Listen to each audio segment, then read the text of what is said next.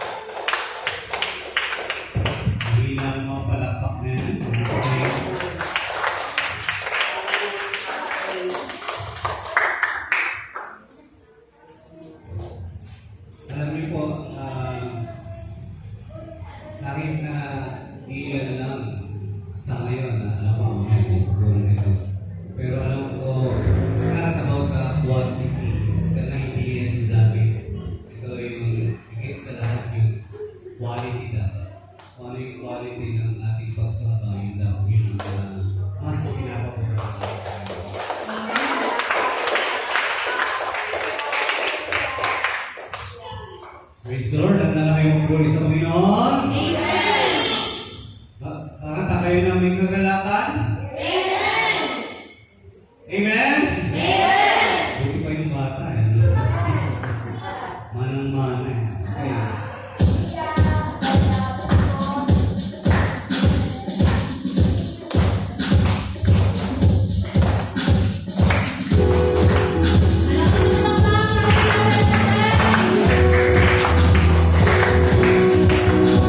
Okay.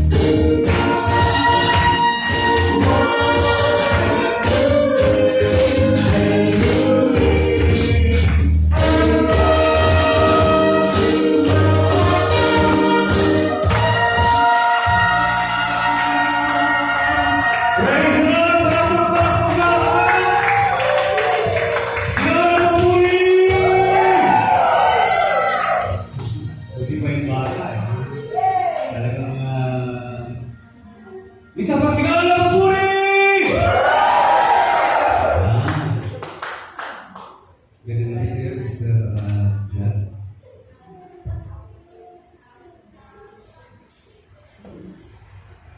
Amen. Tayo po tuloy na magpupuri kay Yahweh.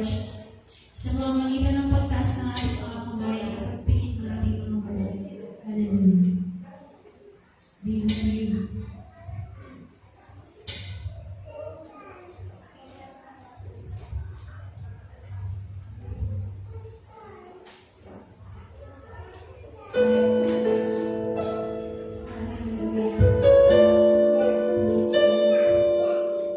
You are the Savior of our soul, Yahweh.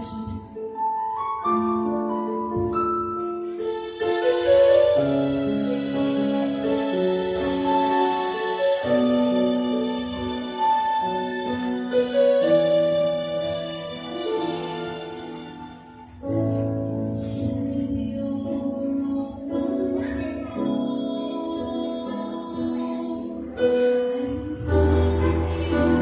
to darkest moment.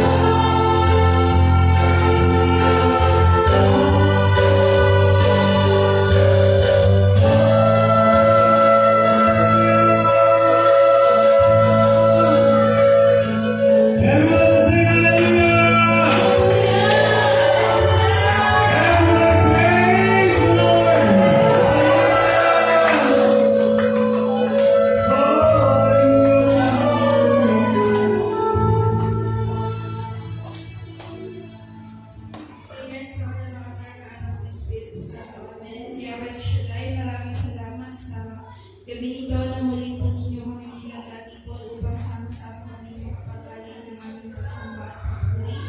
Ano po aming mga nagagawa kasalanan, Panginoon, kami po ay humihingi ng tawad. At kami po ay inyong tinisin, Panginoon, hindi lang mga ng talapakan, kundi ang mga laman ng aming puso't isipan, Panginoon, ay inaalay namin sa inyo. Sa gabi nito, Panginoon, gamitin niyo po ang picture na inyong pinadala upang maging daluyan ng pinagmaskuta sa bawat isa sa amin. At ano po aming mga panalangin na inadalapit sa inyo, Panginoon, inaakina namin na ay dinigin niyo nag-aayon sa inyong kalooban, Panginoon. Ito po ang aming sa dalangin sa inyong matamis sa pangalan sa kalalakban ng anak ng Espiritu Santo. Amen. At ang gagamitin po, Panginoon, sa gabi nito ay wala iba kundi si Brother Jojo Saben.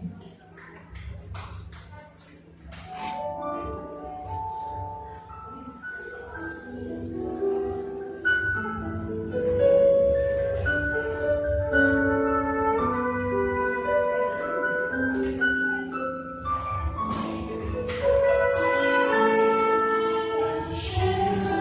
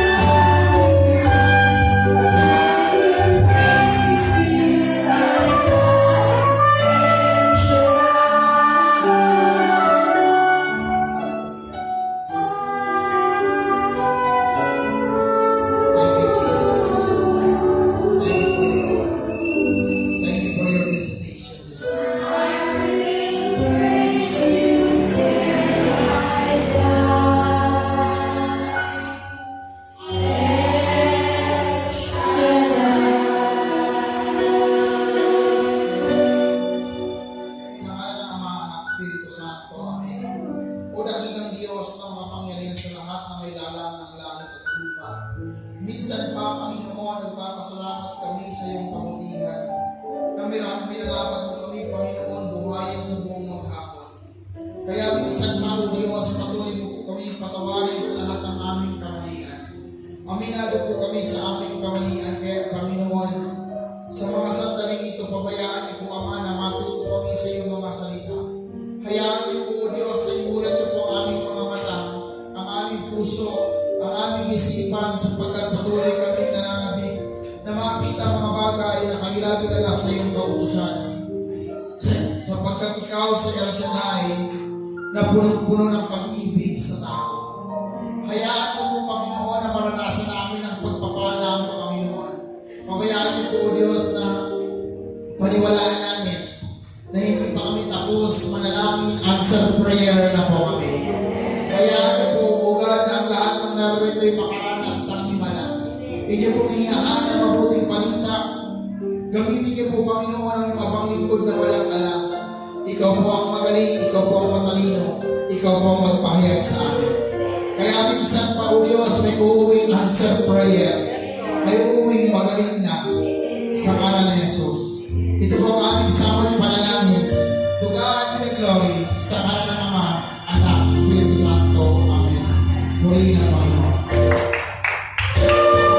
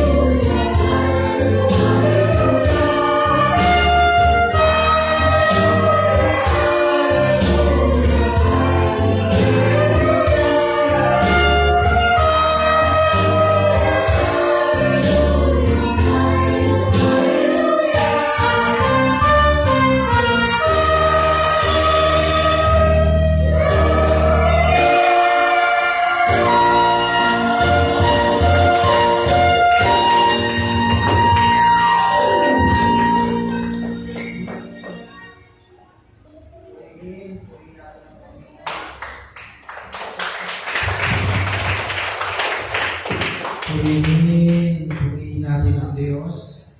Amen.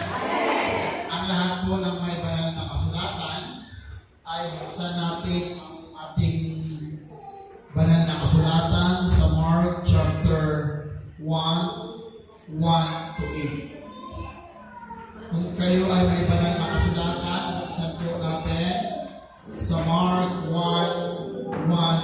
to 8, mga kapatid sa Panginoon. Okay. Nabasa na, kung nakita niyo na po, pwede kang sumigaw ng praise the Lord. Okay, sabi ng banal na kasulatan ay ganito. Ito ang pasimulan ng magandang balita tungkol kay Isu Kristo, ang anak ng Diyos. Tulad ng nakasulat sa aklat ni Propeta Isaías, narito ang sugo ko na aking ipadadala mauna sa iyo. Ihanda niya ang iyong daraanan. Ito ang pahayag ng isang taong sumisigaw sa ilang. Ihanda ninyo ang daraanan sa Panginoon. Gumawa kayo ng mga tuwid na landas ng kanyang lalakaran. At dumating nga sa ilang si Juan na tagapagbautismo na nangangarap. Pagsisihan ninyo, talikdan ang inyong mga kasalanan at pabautismo kayo upang kayo'y patawarin ng Diyos. Halos lahat ng mga taga-Judea at mga taga-Jerusalem ay pumunta kay Jesus. Ipinahayag nila ang kanilang mga kasalanan at sila'y binautismuhan niya sa ilog Jordan. Ang damit ni Juan ay yari sa balahibo ng kamilyo at balat naman ng hayop ang kanyang silturon. Ang kanyang mga pagkain ay balang at pulot pukyutan. Ito ang pinapahayag niya sa mga tao. Ang darating na kasunod ko ay higit na mga pangyarihan kaysa akin.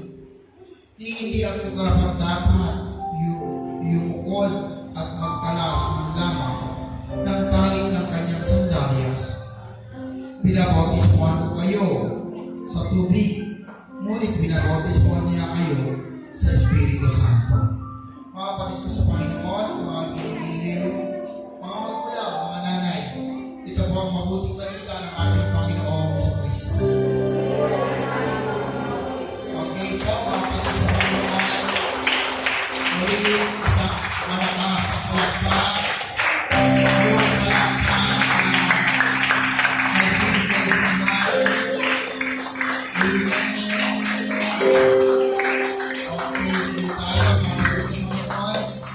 Pwede na kayong makaupo sa biyaya ng Panginoon. Okay. Ako po ay nagpapasalamat po ng todo sapagkat ito na ang panahon pagka mga ganitong mag-beer na nga talaga. Natutuwa ko kasi malapit ang hayop ko. Malapit ang hayop ko. Kasi madalas po kasi ako sa bundok. Pero for the glory of God, nasa bayan ako kayo ng Kainta. No? Amen? Ay, Kainta pala, sorry po. Salamat sa pagkakaroon po, no? So, many years po ako nakarating. Di po, na matagal-tagal din po, no? Nakarating ako dito, no? Akala ko wala nang gawain dito, pero ngayon nakarating ako, may gawain na pala sa El Shaddai. Sa lugar na ito, no? Okay. Si Brother Mark, nakarating na ba dito? Ay, hindi pa rin, ano? Amen. Ganun kami mga preacher, pag hindi pa kami matagal ng panahon na hindi kami nakakarating sa isang lugar, sinasabi namin, may gawain pa pala dyan. Okay po mga kapatid sa Panginoon, ako po si Brother Jojo, so tawarin po ako ay Pogi, pero na naniniwala ko na pinakapogi ay si Brother Mike. Kapatid sa Panginoon. So mga kapatid sa Panginoon, maraming pong salamat. Isang malaking privilege po na muli po tayo nagkita-kita sa mga sandali pong ito. Lagi po natin tatandaan ang bawat pagtitipo ng gawain ng Diyos, sinasamahan ng Diyos. Amen po ba? At kung titignan natin sa mga nakarang gospel, pinag-usapan po mga kapatid sa Panginoon yung about the Christ the King. Sabi po doon sa Mark chapter 13, 33 to the following verses, mag-ingat kayo at maging handa dahil hindi ninyo alam kung kailan ito mangyayari. Ang katulad nito ay isang taong maglalakbay sa malayo, iniwan niya ang kanyang mga tahanan sa pamamahala ng kanyang mga alipin. Pinigyan niya ng bawat isa ng kanya-kanyang gawain at inutusan niya ang tanod. Tuloy doon ang ganda ng ano. So mga kapatid sa Panginoon, related, ang ating pag-uusapan ay related po ito sa nakaraang gospel.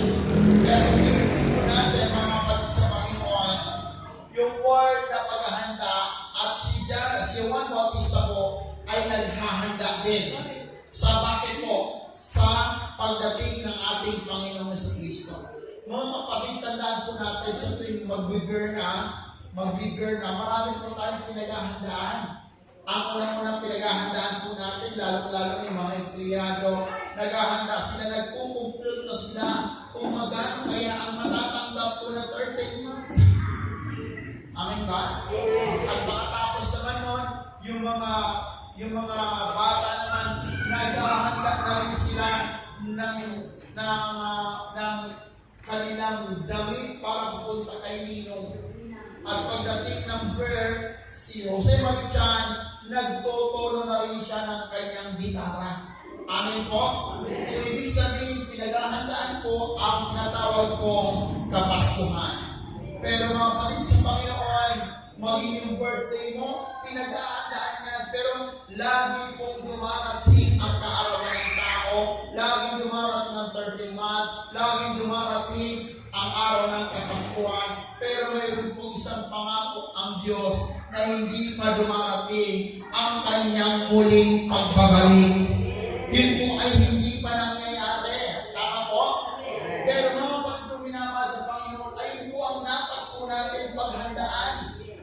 Kaya bakit po tayo nakikinig ng mabuting balita? Puntahan natin si John.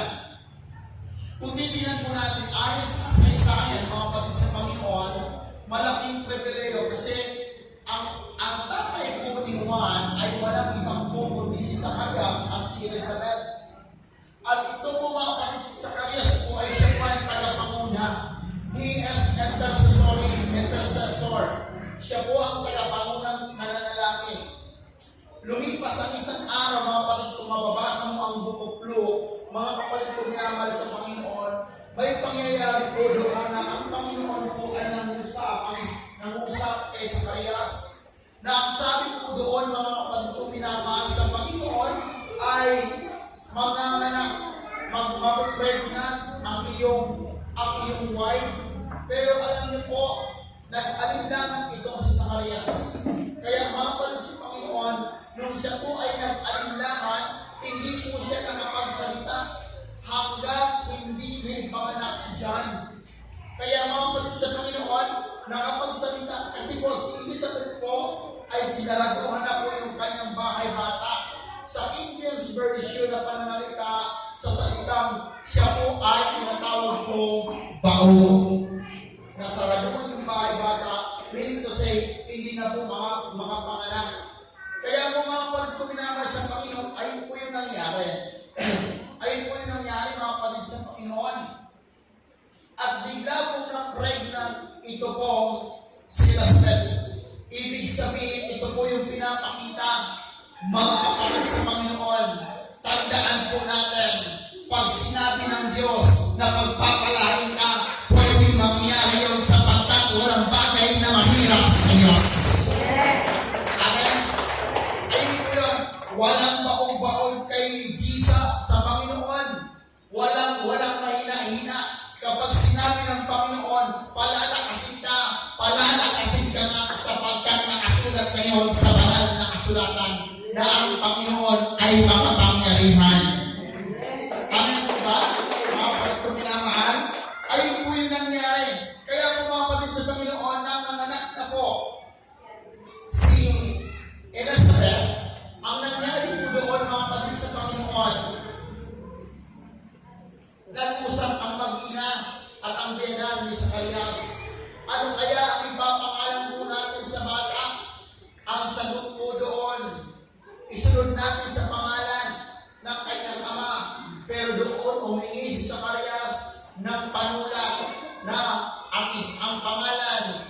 ay Juan. Doon pa lamang po siya nakapagsalita. Kaya ang kasayahan po sa kasaysayan, mga kapatid kong minamahal sa Panginoon, pamamagatan po natin ito, ang pamamaraan ni Juan sa paghahanda ng daan ng ating Panginoong Jesucristo.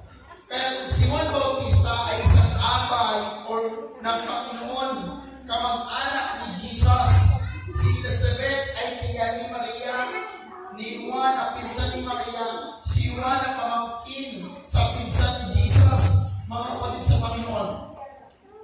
Sa ating mga kapatid sa Panginoon, yung salitang kultura sa paghahanda, mga kapatid sa Panginoon, ng daan, for example po, mga kapatid sa isang probinsya, mga kapatid ng Adamo, bago po natin daanan po ng tama ito, mga kapatid sa Panginoon, magtatabas muna tayo, magagamas muna tayo, at may mga cargo de peligro po tayong pagdadaanan. Pero mga kapatid sa Panginoon, iba ang klase na ginawa ni Juan Bautista sa paghahanda ng pagdating ng ating Panginoong Jesucristo. Bakit ko sinabing iba ang klase ng paghahanda ng ating para sa ating Panginoon? Sabi ng banal na kasulatan, ang pagkain po dito ni Juan ay pulot po kyutan, at ang kanyang kasuotan ay hinabing balahibo. At mga kapatid sa Panginoon, yung pulot po kyutan at balang na pagkain, ang balang po mga kapatid sa Panginoon, isa po hindi mawarian po ang lasa niya, mapakla po ang lasa niya. Nagsisilbi po ito, mga kapatid sa Panginoon, na nagpapatibay ng katawan po ni Juan. At maging ang pulot po kyutan. Ano po ba yung pulot po kyutan, mga kapatid sa Panginoon? Sa ating kapanahonan, ang tawag po doon ay tinatawag pong honeybee. At yung honeybee po, mga kapatid sa Panginoon, matamis po yun. Kung ilalagay po natin sa spiritual, ang honeybee po kay John, ang naglalarawan po dito ay walang iba kundi salita ng Diyos. Yun po yun. Kapag ikaw at ako punong-puno ng salita ng Diyos, hindi mo ba napapansin pag nagbabasa ka ng Word of God, pag nakikinig ka ng Word of God, nagkakaroon ng buhay ang buhay mo, nagkakaroon ng saysay ang buhay mo, nagkakaroon ka ng pag-asa pag napakinggan mo ang salita ng Diyos. Bakit po? May kapangyarihan. Andyan pa ba kayo? May kapangyarihan, mga kapatid sa Panginoon. Ay po yung dapat natin makita at dapat po natin makuhaan. Kaya po mga kapatid sa Panginoon, bago po dumating, hello po, andyan pa ba kayo? Bago po dumating ang Panginoong Jesucristo, bago dumating si John, bago dumating ang bagong tipan, umabot muna po ng 400 years before si Christ. Ganun katindi. At doon po, ang hirap ng kalalagayan po ni Juan, mga kapatid sa Panginoon, ang dahilan ang tingin sa kanya ng mga tao baliw. Bakit po sinabi kong baliw? Ang hirap doon, mangangaral ka. At doon sa part na yun, may posibilidad na hindi po pinaniniwalaan ang Juan na ito. May posibilidad na hindi siya nakuunawaan. Pero alam niyo po, ang kagandahan kay Juan, napakatapang niyang mangaral. For example, kayo po mga kapatid sa Panginoon, wala kang napapakinggan Diyos, tapos may biglang lulutang. For example, ikaw sister, wala kang napapakinggan Diyos, wala kang niya anuman, tapos biglang lulutang. Sasabihin ko sa iyo, ikaw, magbago ka na, tuwirin mo na ang daan, makasalanan ka, ihanda na natin ang daan ng Panginoon. Alam niyo po, dahil hindi mo ako maintindihan, baka sinapal mo ako.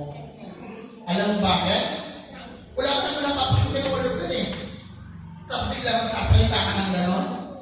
Mayroon nga dyan, mga kapatid sa Panginoon, alam nandito masarap kumatin sa gawain ni Arsenal, pero sasabihin, ano ka pare? Di ba magpayo?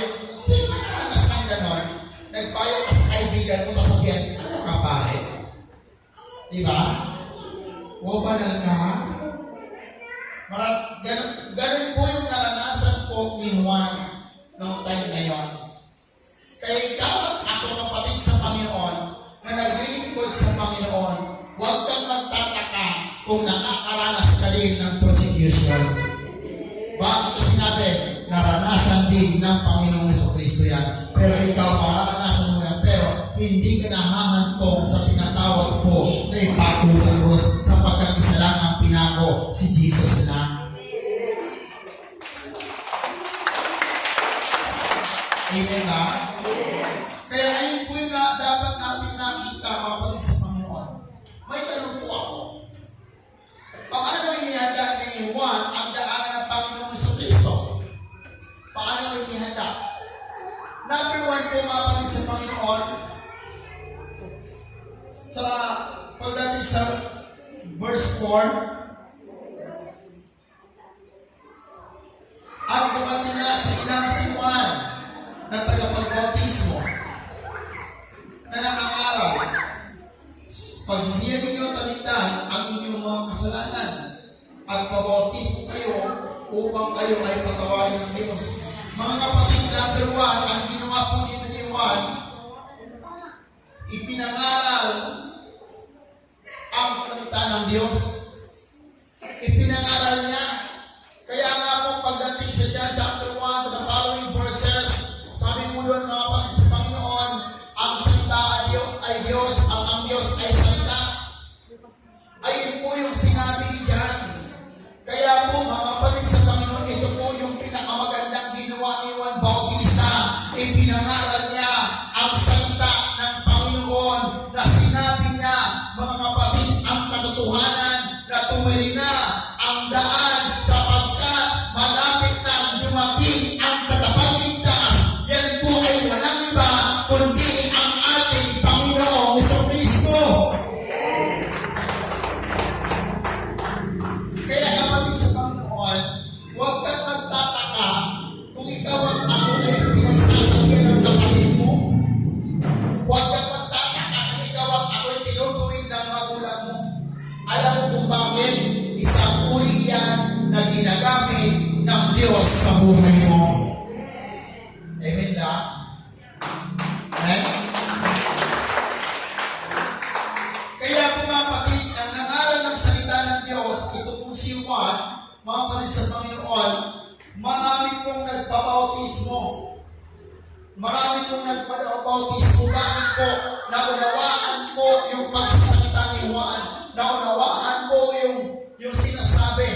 At hindi lang po sila ng dalawang isip. Nagpabautismo na sila sa tubig ng paglilinis. At pagkatapos po nun, ito po yung pinakamagandang ginawa po dito ni Juan. Pinagsisihan po ang lahat ng mga kasalanan. Kaya ikaw at ako, according to Romans chapter 6, verse 23, ang kabayaran ng kasalanan ay kamatayan. Ngunit kung ikaw at ako magbabalik loob sa Panginoon, bibigyan kanya ng buhay na walang hanggan. Kaya ang pinakamainam na dapat natin gawin, magkaroon tayo ng tinatawag na pagsisisi. Sino po dito marunong magsisi? Amen? Sino po dito marunong umamin sa kasalanan? Sino naman po dito yung hindi na nagkakasala? Hello? Kaya po mga kapatid sa Panginoon, diniinan po ni Juan yung salitang pagsisisi. Bakit po mga kapatid, minsan ito po ang problema po sa tao. Ang tao po mga kapatid sa Panginoon, minsan alam lang siya po ay mali, dinidinay niya pa. Parang ganito yan, huwag na tayong lalayo. Kung babalikan natin ang Genesis chapter 3, 1 to the following verses. Sino ba ang unang nagkasala? Hindi po ba si Eva? Nang tinanong siya, ng Panginoon. Ano po ang sabi? Kasi po, yung babaeng binigay mo sa akin. Ang sagot naman po ng babae, kasi po yung ahas. Kaya uso na po yung kasi. Kasi si kuya, kasi si ate, kasi si nanay, kasi yung kapitbahay natin. Yung salita po palang kasi, minana natin ito sa ating mga ninuno, yung una pong taong nagkasala. Kaya mahalaga po yung pagsisisi, mga kapatid sa Panginoon. Pero ito ang problema ng isang tao. Ang hirap pong magsisi ang isang tao kapag ang isang tao po, mga kapatid sa Panginoon, ay may pride. Mataas ang ere. May kasabihan po sa amin sa Bicol, nakalampas lang sa tayo ng kalabaw, hindi mo na makilala kapitbahay mo. May mga ganon. Totoo ba yan? Minsan po, umabroad lang yung anak. Pag uwi ng anak, big time naman, marami naman pera, hindi nakilala ang kapitbahay.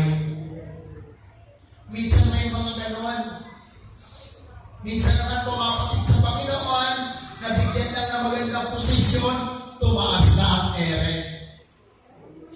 Kaya ang pinakamahalaga na requirements na ipinapangaraniwan, pagsisihan, yung salitang pagsisihan, nandoon yung kababaan ng kalooban. Pag hindi ka marunong magsisi, wala kang magbabang kalooban.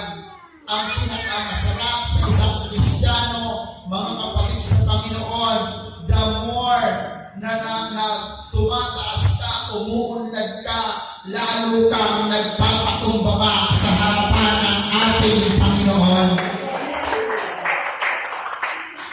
Ngayon po, magpapasko na naman. Sabi ni Freddy Aguilar, panahon na naman ng pagmamahalan. Diba? Kapatid, minsan nakakalungkot kasi nagmamahalan lang pagkapasko. Nagmamahalan lang, nagbabatian lang ng banal na halik pagkapasko. Pwede naman gawin yon ng mga anak na tumanggap kay Kristo, mga kapatid sa Panginoon, na pwede man araw-araw magmahalan, huwag nang magtaasan ng kilay. Totoo ba yan? Ano? Kapatid sa Panginoon. Kaya dapat ganun tayo. Minsan magugulat ka, may mga tao po na hindi mo alam Kristiyano pa o hindi. Kasi po, minsan babatiin mo, hindi ka papansinin, mag-iisip ka. Ano kaya kasalanan ko dito? May mga ganun eh. Minsan may mga lingkod pa gano'n talagang pagkat hindi ko mangaral. Magugulat ka. Babatiin mo, kumusta ka na kapatid? Ni isang buntong hininga hindi mo marinig. Pero huwag kang mag-alala. Kung ikaw naman ay isang Kristiyano, pabayaan mo na lang. Baka may regla. Baka may dalaw. Amen? Pero ang tunay na Kristiyano, araw-araw may personal siyang pagsisisi at paghingi ng tawad sa ating Panginoon. Yun lang naman ang requirements talaga sa isang Kristiyano, sa isang anak ng Diyos. Mga kapatid, marunong magsisi, marunong magpatawad, mga kapatid sa Panginoon. Kung mayroon kang requirements na dalawang ganyan, isa lang po ang ibig sabihin, may kababaan ka ng kalooban. Sino kung may kababaan ng kalooban? Diyan bumubuhos ang biyaya ng Panginoon. Amen? Parang ganito lang yan. Minsan may kinakainisan ka, di ba? For example, sa opisina nyo. Minsan sa opisina nyo may kinakainisan ka, di ba? Dahil sa opisina mo, hindi mo kayang labanan yung tao na yon. Ang gawin mo, wala naman mawawala sa'yo, kaibiganin mo. Kaysa naman ikaw ang problema. Naalala ko po na ako po'y nasa Globe Telecom. Yung aking manager, naiinis ako. Kasi, lagi na lang utos ng utos. Kakabenta lang ng malaking benta. Kailangan may benta na naman dapat mataas. Hindi naman ganun kadali magbenta ng cellphone sa Globe Telecom. So nainis ako, kapatid sa Panginoon. Pero dahil manager yun, hindi ko kaya. Ano dapat kong gawin? Kaibiganan ko at sundin ko na lang siya. Kasi wala akong magano. Babanggayin mo, di tanggal ka ng trabaho. Wala rin pinagkaibayan sa aming mga lingkod. May nakatataas sa akin at may nakatataas pa, may makatataas pa. Kung kontra ka ng kontra, walang mangyayari. Ang gawin mo, kaibiganin mo at sundin mo siya, may magandang mangyayari. Maliwanag naman ang sinabi ng Biblia, na sinabi ng banal na kasulatan, ang mga namumuno ay dapat sundin sapagkat hirang din naman sila ng Panginoon. Kapag ganon ang attitude mo, kapatid sa Panginoon, hindi mo siya titignan kung gaano kalaki, ang titignan mo, magpakababa ka lang sa Kanya, sundin mo lang ang ipinagagawa niya, tapos ang laban, walang gulo, walang away. Mayroon sa amin nag-share, natatawa po ako lahat ng napupuntahan nila na may napapaaway siya. Bakit ka napapaaway? Kasi naiinis daw siya. Pero matagal ng Kristiyano. Kaya nga, tinawag namin yung na anong gusto mo? Away gulo. Pero alam niyo po, mga kapatid sa Panginoon, ang isang tao lang naman kung bakit may mga kaaway, mataas ang ere. Mayabang. Ayun po yun.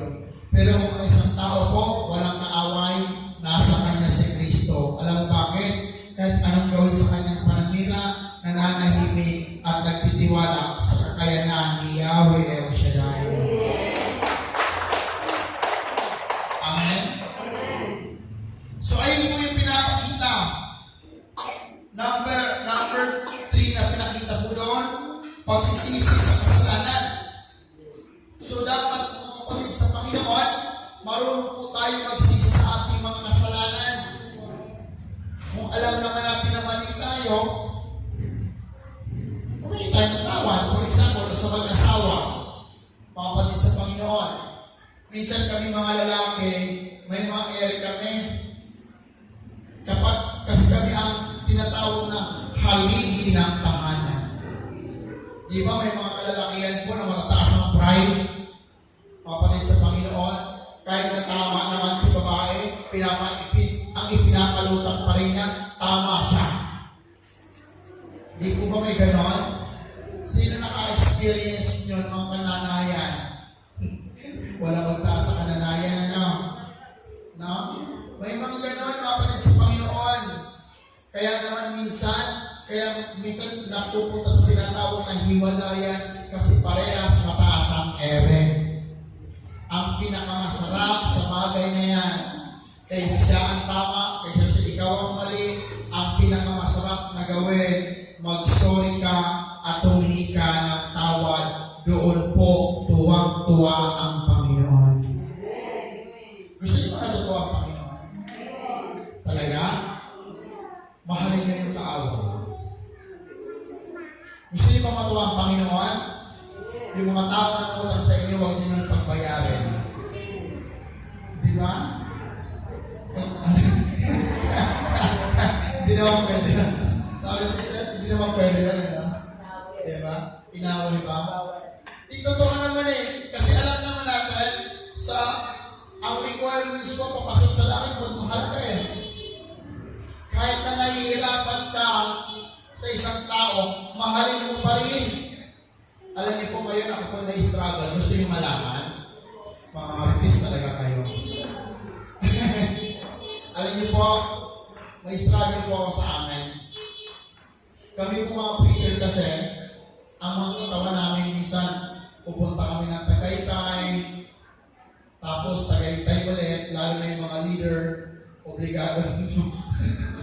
Pumunta ng Tagaytay, mga kapatid sa Panginoon, bagamat mahirap, pero kailangan pa din. Minsan, galing ako ng Tagaytay, mga kapatid sa Panginoon, uwi ako sa amin. Ang outreach ko, hapon pa naman. Sabi ko, may 2 oras pa ako matutulog. Yung pintuan ko, ito, tapos may iskinita ko dito. Yung nakatira doon sa may likod ko, kamag-anak ko po. Kapatid sa Panginoon.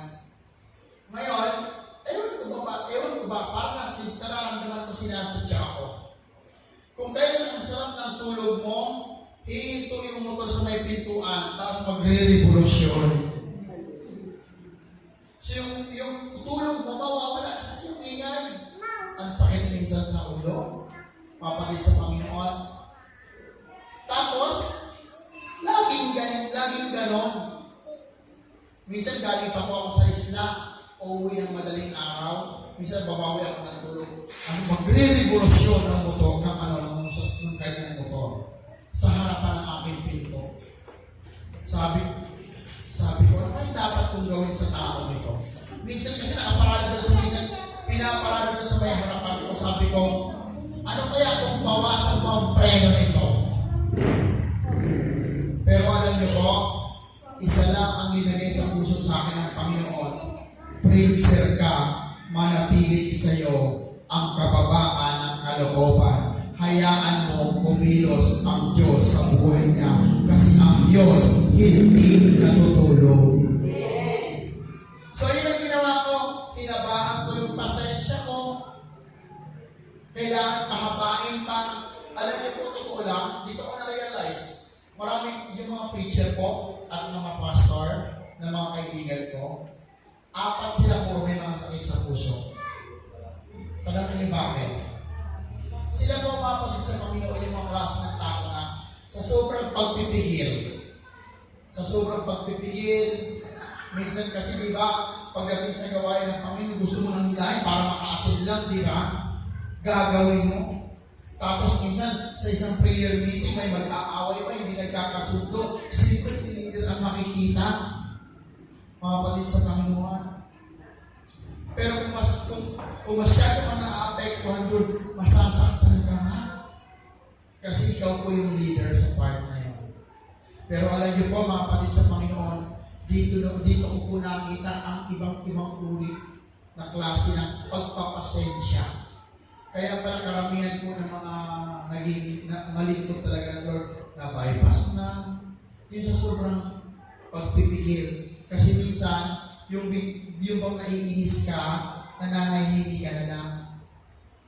Kaya pala naunawa ko yung mga taga-Japan. Kapag stress na mga taga-Japan, pupunta sila sa isang lugar at sumisigaw sila doon. At mayroon silang, bibili sila ng ganyang kataas na platito, ibinabato nila para tanggal yung stress. Isa po yun sa nakita ko doon sa aking sinabi ng aking kaibigan. Kaya sinakaranayan sa sobrang pigil mo na, sa sobrang pigil mo sa sarili mo, sa sobrang inis mo, pinigilan mo sarili pero nagigipindip mo. Sinakaranas ka, nasa kamay. Di ba? Ang siya hirap, no? Tapos magugulat ka, pupunta ka sa doktor, ang taas ng blood pressure mo. Pero ito lang ang pinakamaganda. Yung mga bagay na yan, ang requirements, patawarin natin sila sapagkat hindi nila alam ang kanilang ginagawa. Ngayon, kapag marunong ka magpatawad, marunong ka magmahal, isa lang ang ibig sabihin, kay Yahweh El Shaddai ka may puntos. Maging katulad tayo ni Juan, naging matapang mga kapatid sa Panginoon. Ano pa po pinapakita? Pangalawa, ano ang resulta ng paghahanda ni Juan kay Jesus? Number 1, dapat natin makikita mga kapatid sa Panginoon na marami ang nagsisi. Marami ang nakaunawa sa pangangaral ni Juan. Halos lahat mga kapatid sa Panginoon nagsisi. Halos lahat mga kapatid sa Panginoon na-convert, sumunod. Halos lahat nagpabautismo. Kayo po ba'y pinyagan na? Amen?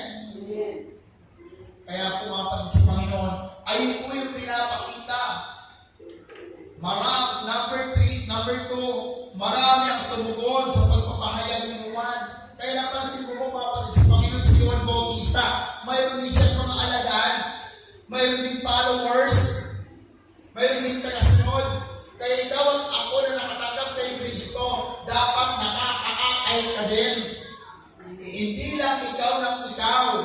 Kaya nga, pinaka-first ministry natin, pinaka-first mission po natin ay family. Dapat maakay mo ang kapatid mo, ang asawa mo, ang nanay mo. Pag hindi mo naaakay ang ang pamilya mo, isa lang ibig sabihin, may problema sa'yo. Baka mataray ka. Baka pagdating dito, banal ka, praise the Lord, hallelujah ka. Pagdating doon sa inyong bahay, ang sulit-sulit mo. Na? Amen ba kayo tiya sa akin? Diba? Baka ang sulit-sulit mo. Okay, pagdating mo naman sa bahay, hindi ka lang natirahan ng ulam, galit ka na. Okay naman, ang dami-dami kalat ang linis-linis ng umalis ka, pero nung dumating ka, ang dumi-dumi, baka ganun ka. Kaya tandaan natin, kahit hindi tayo magsalita, kahit hindi tayo mag-akay, kapag nakita ng loob ng man, huwag si mama mo, anak ng ni El Shaddai, kahit na ang kalat namin, hindi na siya maingay. Di ba may mga natin ko kasi kalilinis ko, di ba may mga ganon? Pero kapatid sa Panginoon, lagi natin tatandaan, tayong lahat ay tinuturuan pa rin ng Diyos na magandang karakter. Amen ba? Okay, mga kapatid sa Panginoon, marami ang tumugon sa pagpapahayag, nagpabautismo ang mga tao, nagpabautismo po ang mga tao. Lahat po sila mga kapatid sa Panginoon na bautismuhan. Lahat po sila mga kapatid kung minamahal sa Panginoon na convert. Kaya kung titignan po natin, ikaw at ako, gusto ko pong maunawaan mo kapatid sa Panginoon. Kapag ikaw ay nabautismuhan na sa Holy Spirit, sa water, may nagbabago. Sino po dito na nabautismuhan na sa Holy Spirit, nakapag-CLSS na? Amen? Mayroon ka ng speaking of tongues, may regalo ka na. Kasi po, lahat po tayo ay naglilingkod sa Diyos. Tingnan po natin. Lahat po tayo may kanya-kanyang talent. Sabi ni isa, ay brother, wala akong talent. Hoy, meron. Tingnan mo ha. Gusto niyo malaman ang talent niyo ngayon? Tingnan kayo sa akin. Ano ang trabaho ng bibig? Salita, talent yan. Ano ba? Kumain. Talent yun. Ano ang trabaho ng ilong? Pang ako ay talent yun, di ba? Ano ang trabaho ng mata? O talent yun. Ano ang trabaho ng kilay? Okay, mahinig ang trabaho ng kilay. Nung ako po'y adik pa, alam mo na i-share ko sa inyo, nung ako po'y adik pa, napagpipan ko po yung kilay ko. Inahit ko po yan. Ngayon po inahit ko, di wala na akong kilay. Nagtrabaho po ako ng contraction. Nang nagtrabaho po ako ng contraction, pinagpawisan po ako. Nung pinagpawisan po ako, yung pawis ko dumitso sa mata, humahapdig yung pawis. Kaya ang trabaho ng kilay, sinasahod yung pawis mo at napupunta dito, tama? Para hindi mabasa ang mata. Yun ang trabaho. Pero yung ayaw din lahat, kapatid, yung iba kasi inaayos, yung iba na lang. Huwag ganon. So, ibig sabihin, ang trabaho ng tayo na? Ibig sabihin, walang mali sa pagkakalikha sa iyo sa mukha mo ng Diyos. Kaya yung ilong mo, huwag mong babaguhin. Ano kang tao yan? Di ba? Kasi magpasalamat ka kasi ganyan ang ilong mo. Kung ang ilong mo ay nakatingin po sa langit ng butas, ano mangyayari? Di ba pag tag-ulan, maghahanap ka ng payong kasi namin tatamaan? Ano? Ulan. Di atsin ka ng atsin. Pag sinisipon kayo, hindi makakalabas.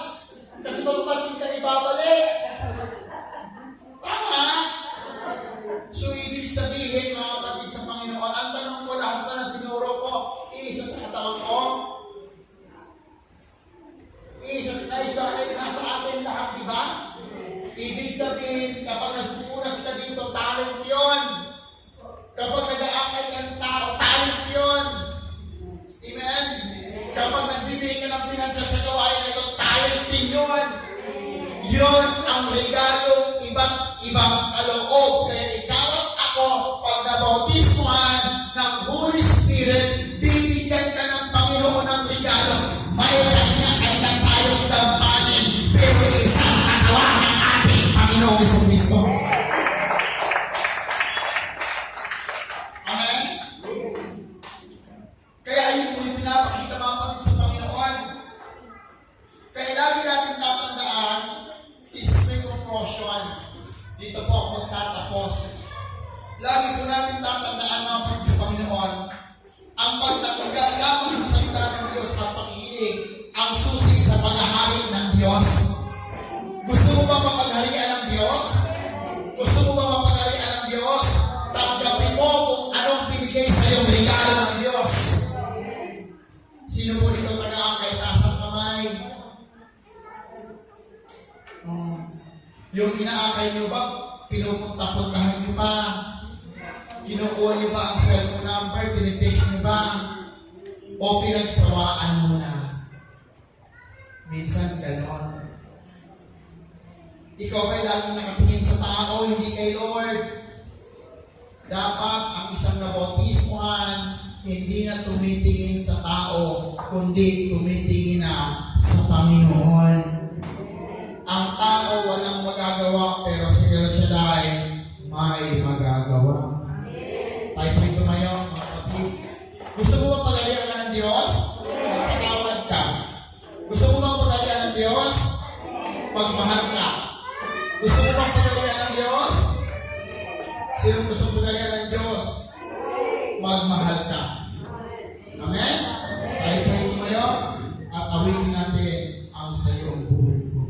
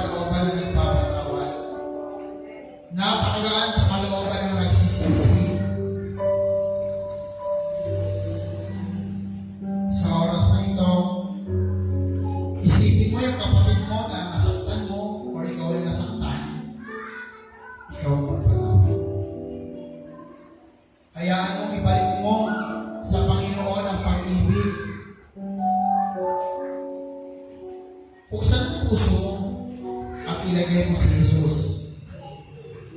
At pag nilagay mo na si Jesus sa puso mo, hingin mo, kapatid, ang anumang iyong maibigan.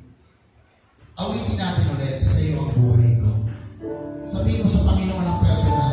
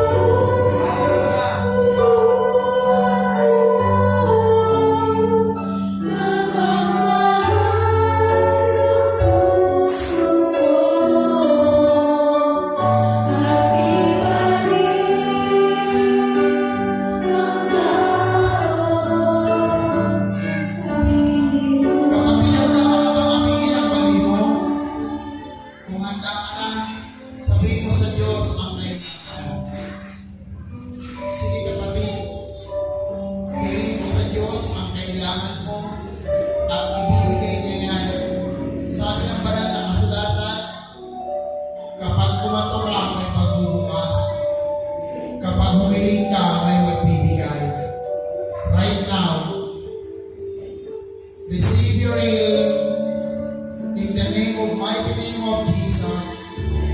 Yaramasanda Ramakanda. Relevekanda Ramakanda. Holy Spirit, right now, ipagkaloob po, Panginoon, ang kailangan ng bawat isang narito. Kagalingan sa physical, kagalingan sa spiritual. Pamayaan po yun na mainlang kabising ang todo.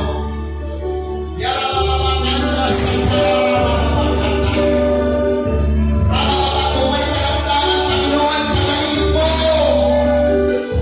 Kung may kahinaan, Lord, palakasin mo. Hallelujah! Hallelujah! Hallelujah! Hallelujah! Hallelujah! Panginoon, lumulog kami sa iyo. Yes! Yaramamamaganda.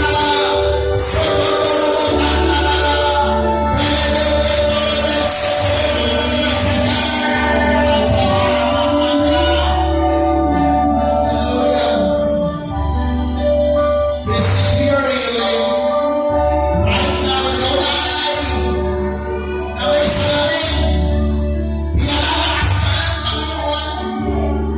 Come on! Yara na bebebekkan ka. Bebebebesan ka. Thank you, Jesus. Yes! Yara na magkakalasay na receive your healing in the name of mighty name of Jesus.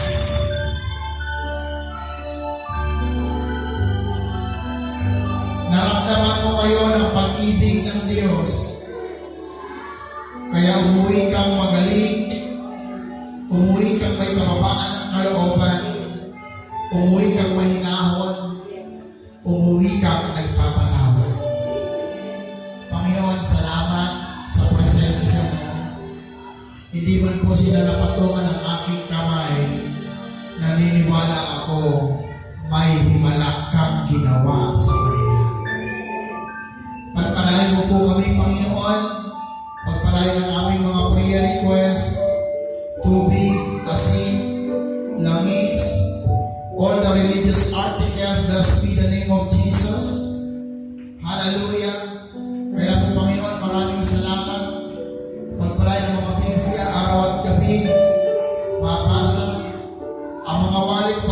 hindi na maubusan ng pera, pagkos doble-doble ang pondo.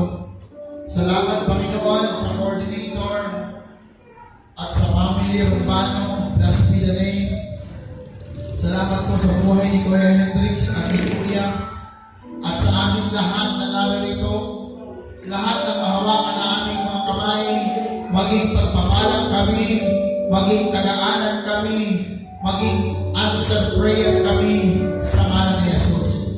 Yahweh, salamat po sa iyong karangalan, sa iyong kapoyhan, sa ngalan ng Ama, Anak, Espiritu Santo. Amen. Palakpakan natin si Yahweh. At bukas po, mga kapatid sa Panginoon, gaganapin po sa Kainta, sa may Estrella po, kung hindi po ako nagkakamali, mayroon pong malaking panawagan, magsama-sama po tayo doon. Maraming salamat. Alam ko naman po, i-announce na po ito ng inyong BAC sa lugar na ito. Salamat po. God bless po sa inyo lahat. Maraming salamat.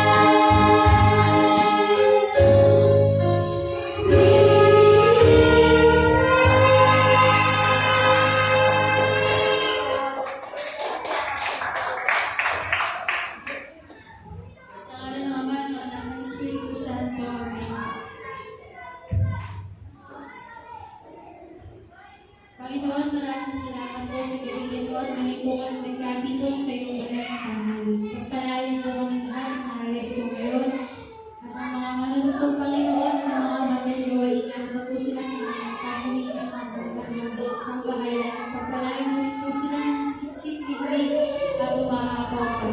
At patawarin po kami sa aming mga sala sa isip man ng salita.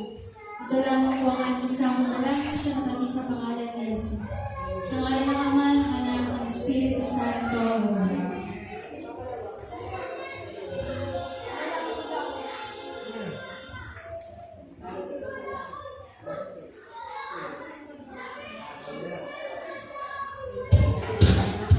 Praise God. At lahat po ay nangyayari bukas sa Kainta Elementary School. Gaganapin po ang anniversary ng PMCC 21 Pasada. Ito po ay Christmas sa banding na din po ng buong PMCC.